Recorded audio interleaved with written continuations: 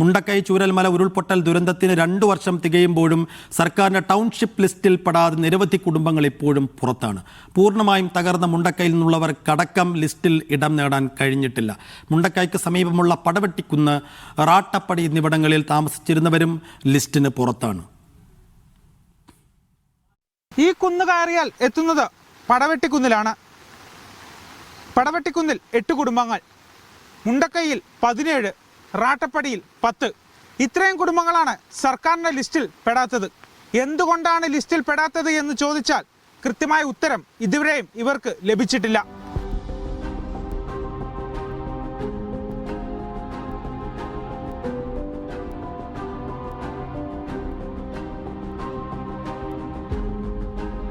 മുണ്ടക്കൈ ഉരുൾപൊട്ടൽ ദുരന്തത്തിൽ കുടുംബത്തിലെ 9 പേരെ നഷ്ടപ്പെട്ട വിനുലാൽ ഇന്നും നടുക്കത്തോടെയാണ് ആ ദിവസം ഓർത്തെടുക്കുന്നത്. മുണ്ടക്കൈയിലെ പള്ളിയും കെട്ടിടവും ഇല്ലായിരുന്നെങ്കിൽ വിനുവിന്റെ പാടിയിലെ വീടും നഷ്ടമായേനെ. ദുരന്തത്തിന് പിന്നാലെ ഈ വീട് വിട്ട വിനുവും കുടുംബവും താമസിക്കുന്നത് ഇപ്പോൾ കമ്പളക്കാടാണ്. പൂർണ്ണമായി തകർന്ന മുണ്ടക്കൈയിൽ താമസിച്ചിരുന്ന വിനു പോലും സർക്കാരിന്റെ ദുരന്തബാധിത ലിസ്റ്റിൽ പെട്ടിട്ടില്ല. ഞങ്ങൾ ഈ ഓഫീസുകൾ കയറി ഇറങ്ങിയെന്നല്ലാണ്ട് അതിനെക്കുറിച്ചിട്ട് ഒരു മറുപടിയില്ല. ഇതിനെക്കുറിച്ച് നമ്മൾ അന്വേഷിക്കുമ്പോൾ ലിസ്റ്റ് ഇറങ്ങും, അടുത്ത ആഴ്ച ഇറങ്ങും, ഇലക്ഷൻ കഴിഞ്ഞിട്ട് ഇറങ്ങും എന്നൊക്കെ പറയാമെന്നല്ലാണ്ട് ഇതുവരെ അതിനെക്കുറിച്ചിട്ടൊരു മറുപടിയില്ല. പക്ഷേ ഞങ്ങളുടെ നഷ്ടപ്പെട്ട സ്ഥലങ്ങളും അതിൻ്റെ പേപ്പറുമായിട്ട് ഞങ്ങൾ ഓഫീസിൽ കയറി ഇറങ്ങി നടക്കുക എന്നല്ലാണ്ട് അതിനെക്കുറിച്ച് ഒരു വർത്താനവുമില്ല.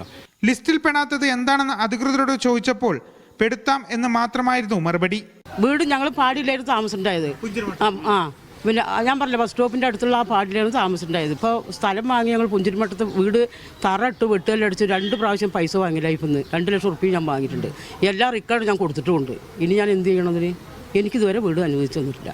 പുന്നപ്പുഴയുടെ ഭാഗത്ത് നിന്ന് 50 മീറ്റർ ഉള്ളിലുള്ളവർക്ക് മാത്രമാണ് ലിസ്റ്റിൽ ഇടം നേടുക എന്ന മാനദണ്ഡമാണ് ഇവർക്ക് തിരിച്ചടിയായത്. എന്നാൽ പുഴയുടെ 50 മീറ്ററിന് പുറത്തുള്ളവരും ലിസ്റ്റിൽ ഇടം നേടിയിട്ടുണ്ട് എന്നാണ് ഇവർ പറയുന്നത്. സുരക്ഷിതമായ വീടും താമസവും ആണ് ഇവർക്ക് ആവശ്യം. മഴയെ മുമ്പ് ഇഷ്ടപ്പെട്ടിരുന്നവർ ഇപ്പോൾ ഭയത്തോടെയാണ് നോക്കുന്നത്. എന്തുകൊണ്ടാണ് സർക്കാരിന്റെ ലിസ്റ്റിൽ തങ്ങളെ പെടുത്താത്തത് എന്ന ചോദ്യത്തിന് ആരാണ് ഇവർക്ക് മറുപടി നൽകുക? ക്യാമറ പേഴ്സൺ ജിഷ്ണു മീനങ്ങാടിക്കൊപ്പം ഫൈസൽ അസീസ്, ടീം മീഡിയ 1.